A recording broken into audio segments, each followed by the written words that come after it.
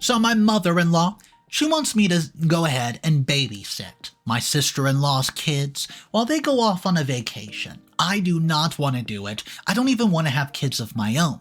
But my husband, my mother-in-law, my sister-in-law, everyone's begging me, so I do it.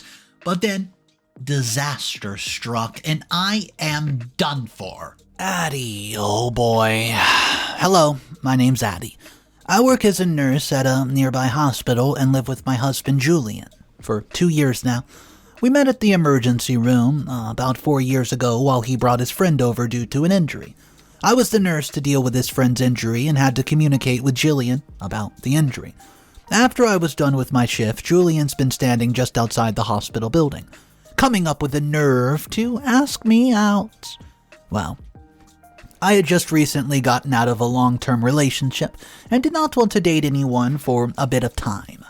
However, Julian was nervous and he was even soft-spoken, and you know what, I couldn't really say no, which was the best decision I've made in my entire life after my nursing degree. Initially, I wasn't even sure that I would continue dating him because of my insecurities about being in a relationship at all. But as we went on a few dates, I realized that he was nothing like my last partner, and I wanted to give him a shot. Well, Julian and I are both introverts, and we like to spend our time in comfortable silence. Before Julian and I ever experienced such comfortable silence, Julian understands that I like doing some things by myself, and I respect him for when he does too. I think that's why I fell in love with him. During this relationship, I realized that I've always been with extroverts before Julian, and that was the downfall of every relationship I was in because those people had different expectations of me. Not Julian, though. Julian made me feel a little at ease, and every day with him was rejuvenating, instead of draining it like it can be living with extroverts. On our 2-year anniversary, he asked me to marry him. It came out of the blue, but I was head over heels for him, so I instantly said yes. Not everything about our relationship was perfect, though. Like, his mother, Sally, did not like me. She thought that I was childish, and she would often taunt me that I was incompetent if I'm a nurse and not a doctor. She often disliked how I made Julian retreat into himself, even more than before, because only childish people do that, and although I disagree with her, as I've never asked Julian to do anything he didn't want to, Julian just felt comfortable with me to not have to socialize all the time according to other people's calendars. And, well, the situation, it worsened when Julian asked me if I would like to court marriage instead of a traditional one. I was absolutely ecstatic when he offered that to me because I was already surrounded by crowds at my work and tried to avoid them in my personal life. And Julian had just given me a way out of having another crowd surround me when everyone's focus would be on me. We got married at a courthouse with a few friends as a witness, and of course this decision of ours did not go over well with my mother-in-law. My sister-in-law, Mao, had invited us over for dinner to celebrate our marriage, and that's where Sally cornered me. She said that she knew that I had brainwashed Julian into not having a traditional wedding because I was a little baby who could not deal with a crowd. I tried to explain that Julian wanted a courthouse wedding just as much as I did. Well, she did not let me interject. She accused me of taking her moments away from her, and apparently she wanted to celebrate her son's wedding. I asked her if she wanted to celebrate his wedding despite his own happiness, and she sternly told me that Julian would have been happy with a traditional wedding if he had seen his mother being happy, but I could not have let that happen, could I? Ever since that, my mother-in-law has thought of me as a coward and a kid even more than before. Julian always tried to stay away from our weird rivalry because he, just like me, was also a non-confrontational person. However, it was only my mother-in-law who had an issue with me. All of Julian's extended family really liked me and thought of me highly because of the job I did. I also helped my sister-in-law Mal a bit after she gave birth to her second kid, which really made her respect me. Even Julian's extended family respected my word a lot because as a nurse, I knew a few things that normally people don't. So anytime they needed some kind of medical advice, they would call me. Sally did not like this and just thought that I was undermining her authority or something. She would often tell me to not get too comfortable with her family, and I had not proven myself yet. She would tell me that she saw right through me, and it was only an act on my part to help everyone to undermine her authority. It was annoying at first, but I'm really good at ignoring people that cause me issues. So I started to ignore her ramblings. In the past recent few days, my husband has been wishing to go on a vacation. He says that he's burnt out due to his work and wants to take a week or two off. However, I cannot take off just yet. I guess he mentioned this to his mother, who immediately called me to ask why I could not be more understanding towards his son's needs. She asked me if I was so immature to understand that Julian needed some time off. Annoyed, I asked her if she was the immature one, if she could not even understand that I was busy at work. I was mad at Julian for telling others about it. However, he claimed that he was only asking other family members if they would be interested in going on a vacation with him. He had been unaware of his mother reaching out to me, and in the following days, the family decided to go on a family vacation without me. I was all right with it, as I just wanted Julian to relax, even when I couldn't. My mother-in-law had asked her daughter and son-in-law if they would be interested, and they both took a week off for the vacation. It was going splendid until it wasn't. A week before they were to leave, my mother-in-law told me that Mal would not be taking her kids with her so that they can continue with their school, and she wanted me to take care of her grandchildren. Guys, to understand why this request was so unacceptable, I have to tell you about some issues me and Julian have been having recently. Julian wants to have kids, while I, on the other hand, don't.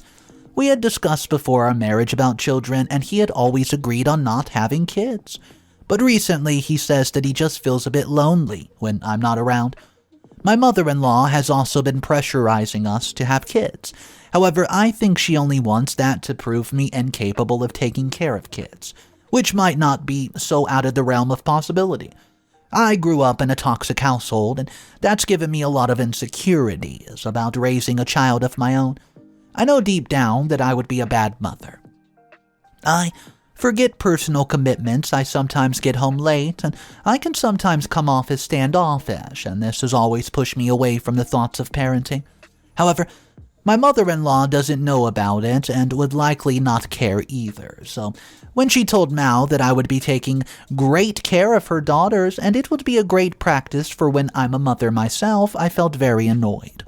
She just sprung the responsibility on me out of nowhere, and Julian did not even say a word to expose her. Well, I do love my nieces a lot. They're both adorable. However, I'm a busy person, and there's a reason why I don't want kids or want to spend an extended period of time with them. I tried to ask my mother-in-law why she could not take care of the kids, the two, when I was busy. She said that it would be great for me to juggle all the responsibilities to determine if I was ready to have kids or not. I felt so put on the spot that I agreed. But once I got home, I was mad at Julian and told him that he should have spoken up. Although he told me that maybe I'll change my mind if I spent more time with the nieces. I asked him what we would do if I did not change my mind. He reassured me that if even after spending a week with my nieces doesn't make me want to have kids of my own, we will just adopt a dog like we had always planned. I made him promise that he would drop the talk about having kids if I did this one thing, and he did go ahead to promise me.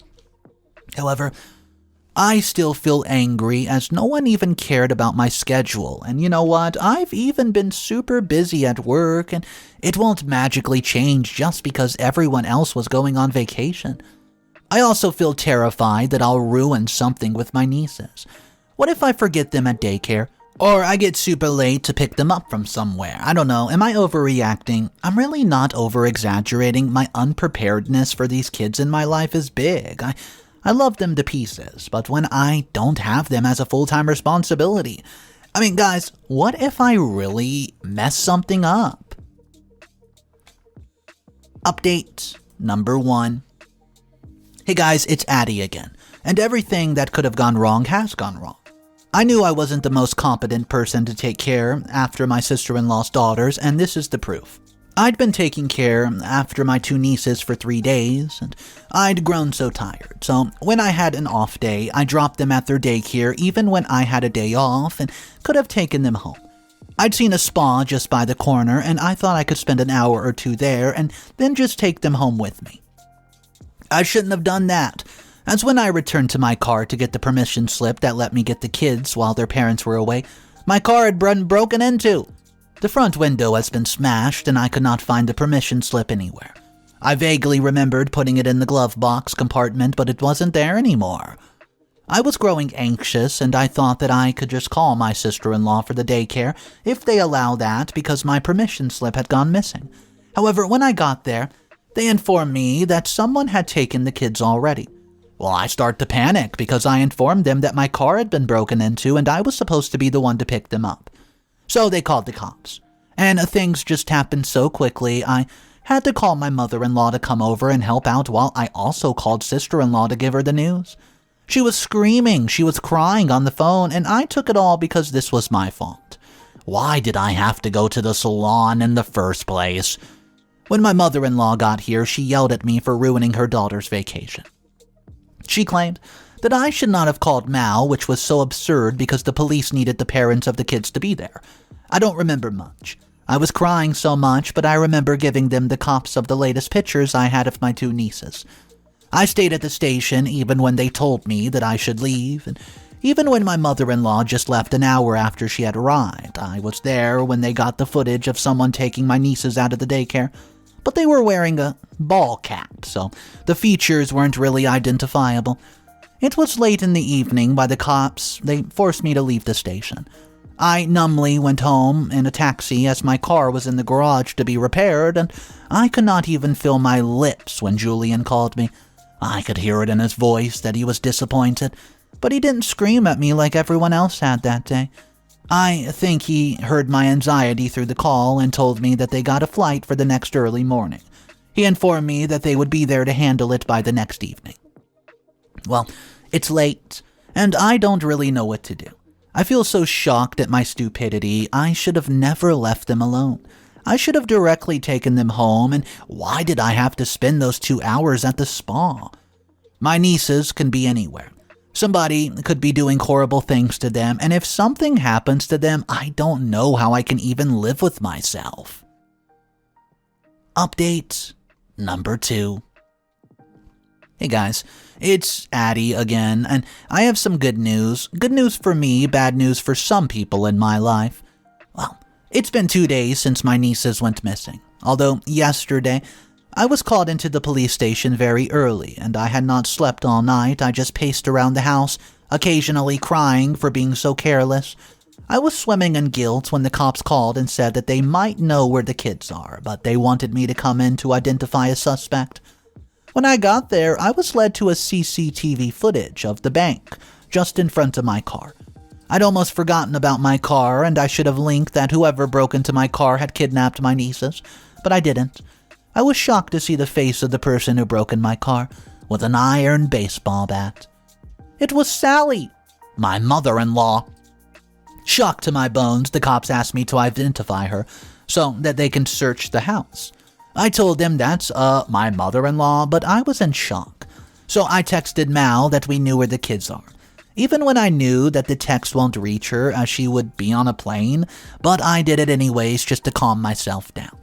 The cops told me to wait in the station while they went to arrest Sally and take the kids if they were indeed present at her home. I sat there, praying to every god I knew that the kids would be with her at her house, and it must have been an hour of pacing around the station when I saw Sally being led into the station. She was screaming, crying, thrashing around while a cop warned her that she would have to use a taser again if she did not behave. Well, that's when both of my nieces were led into the station as well. I cried out to them, and they seemed very confused when I pulled them both into me. The younger one was too young, just 2 years old, but the eldest was 6, and oh boy did she have a lot of questions. So I went ahead and just reassured her that everything was all right now. Apparently, my mother-in-law had told them that I was busy, so she was going to take care of them for the day. I reassured them that everything was okay. They're safe. I think I was going on like a broken record, and it was my nieces who were actually reassuring me. I took my nieces home after I had texted both Julian and Mal that I had both my nieces and they were completely fine. I didn't want to tell them about the other trouble with Sally, so I kept quiet until they got home. They have been home for a night now, and Sally was in tears when she touched down and called me. I gave the phone to my eldest niece, who wasn't completely sure why her mother was crying on the other line. I didn't know if I should tell them that their grandmother had kidnapped them. Everybody was confused as to why Sally would do such a thing.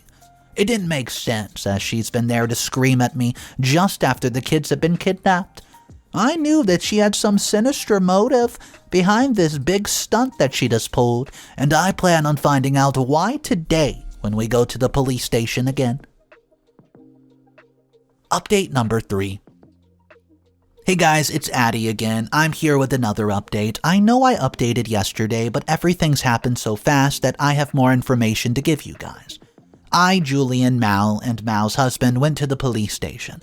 Only 2 people were allowed to talk to Sally, so Mal and I went in. We went to talk to her before paying for her bill. For the bail. I was furious when I saw her. I could tell that Mal was furious as well. Mal straight away asked her mother why she would do such a thing to her like that, and Sally just points to me, eyes crazy with anger, and told me that everything was my fault.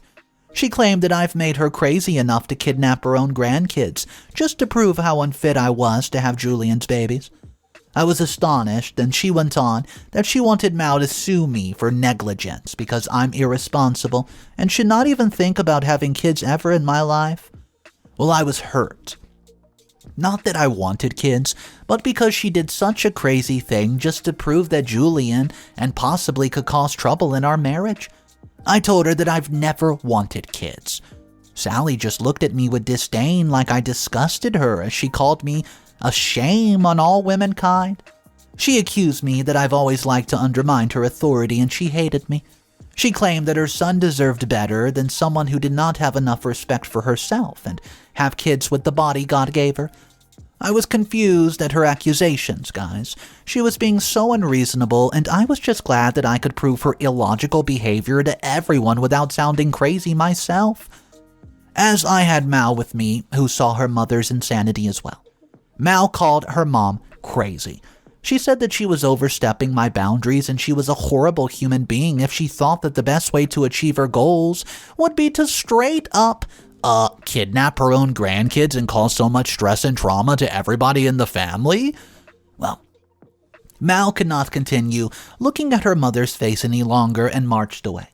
I thank Sally for showing her true colors to everyone, and maybe now nobody would want to keep any sort of relationship with her because it was clear that she was crazy. So I stated that now Julian probably hates her, and would thankfully want to be away from her so that she would never be able to manipulate him again.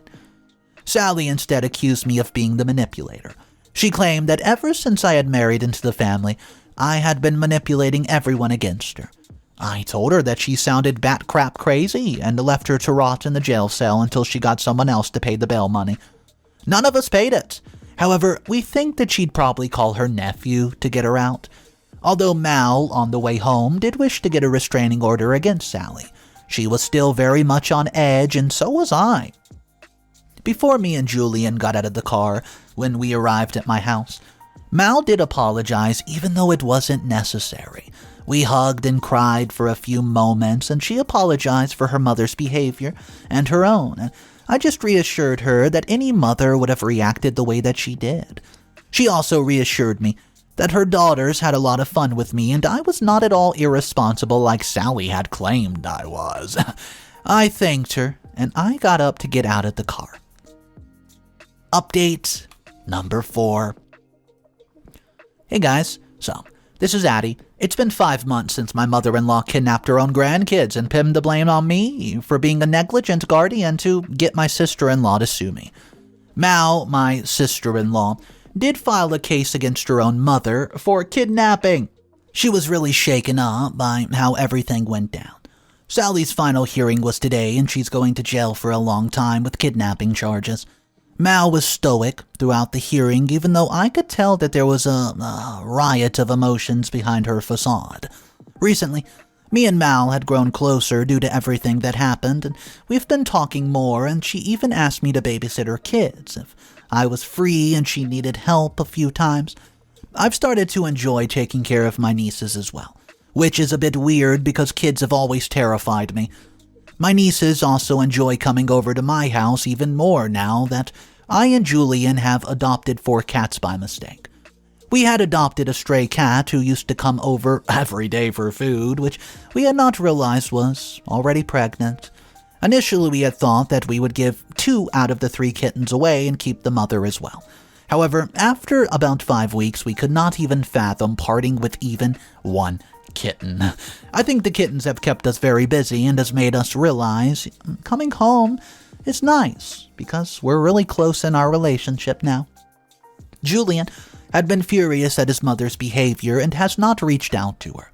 She tried to come over, but Julian had not even opened the main door to tell her. He's angry that his mother did something so horrible to his nieces as well as me. He apologized profusely for pressuring me and his mother's insistence as well, and reassured me that he did not want kids. He was content with all the cats and me. Everything's been very calm ever since the drama with Sally. We've been having more family dinners without her, of course, and we're also planning another vacation as this one had been cut short and I wasn't even there. We're waiting for the kids' summer vacation to take some time off. Thank you for reading about my troubles. I know everything went off the rails, and I wasn't even expecting things to take such a sharp turn. But your reassurance in the comments did really help me deal with this difficult situation. So I did read some pretty mixed comments on today's story, and this is going to be related to mother-in-law Sally, who is the one who kidnapped the children. Basically, the gist of the comments were saying they don't agree at all with Sally's behavior and they don't agree with the reasoning that she would do this, but there was a handful of comments that said, knowing all that, they still don't agree that Sally deserved to go to prison because she wasn't really harming the children and there was no real ill effect that could have came from it besides scaring everybody half to death. So, knowing that, guys, and based on those comments, here's the question of the video. Do you think mother-in-law Sally deserved to be going to prison for essentially kidnapping her grandbabies? Let me know in the comment section down below, guys. My name's Mr. Reddito. I narrate stories like this every single day. I hope you guys enjoyed today's story, and if you want more daily videos, subscribe to the channel, check out the playlist in the description below, and also have a great day. And don't forget, it's cool to be kind. Peace.